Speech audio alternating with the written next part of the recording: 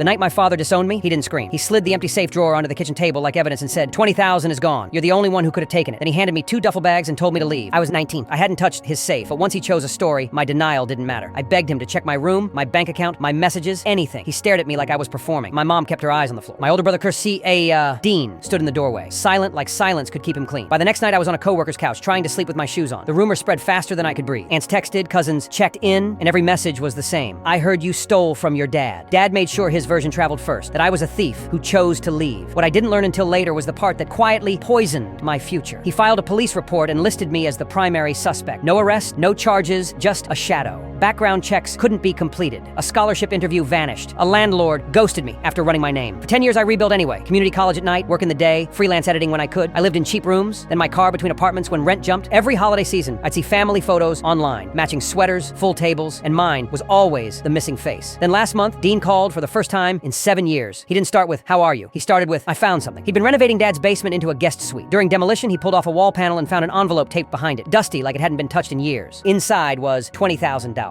in cash and a note in Dad's handwriting, for safekeeping until the divorce is finalized. Hide well, don't trust anyone, not even Marlene. Dean read it to me, voice going thin at the end. So you weren't lying. I sat there feeling 19 again, standing by that kitchen table, begging for one person to believe me. Then Dean added, like it was a bandage for a severed limb, Dad wants to talk. He says he wants to move past this. Move past it. Like it was awkward, not life-altering. 2 days later, my mom called for the first time in years. We didn't know, she whispered. Your father was under stress. I cut her off. I lost 10 years because nobody believed me. She had nothing to say. Dad texted, I made mistakes. Let's talk, please. But I didn't go running back. I went digging. A cousin, Renee, confirmed what I suspected. Dad had been telling people I was under investigation and would be flagged forever, like he wanted me, scared of my own name. I requested a copy of the report. When it arrived, my hands shook. Attached was a handwritten note from my father. Evan is a troubled kid. He's been acting out. This isn't the first time. I'm worried what else he might do. Complete fiction. I'd never been arrested, suspended, even sent to detention. He invented a version of me and handed it to authorities like a gift. Meanwhile, online, he posted about forgiveness and family healing, sharing an old photo of us laughing at a barbecue. The comments were instant praise. He wanted redemption without accountability. So I brought the truth somewhere he couldn't keep it quiet. My nephew's baby shower was coming up. Big family gathering at a park pavilion. I printed copies of everything, the wall note, the cash discovery, the police report, and a simple timeline of the fallout. I sealed them in plain envelopes labeled, please read before leaving. I showed up calm, congratulated the parents-to-be, helped stack plates when the wind picked up. Then near the end, I handed out the envelopes, 1 per household. Some opened them immediately. Within minutes, the ripple hit, eyes widening, whispers turning sharp. Dad noticed and stormed toward me. What did you do? I told the truth, I said. This is private, he snapped. No, I said. You made it public the day you told everyone I was a thief. 3 days later, he got an email from me with a formal retraction attached. Sign it or we handle this as defamation. On the record. He signed, my attorney filed it, and within weeks the report was sealed and scrubbed from the databases that had been quietly shutting doors in my face. He wanted to move past it. I wanted my name back. I got it. One word comment, justice or closure.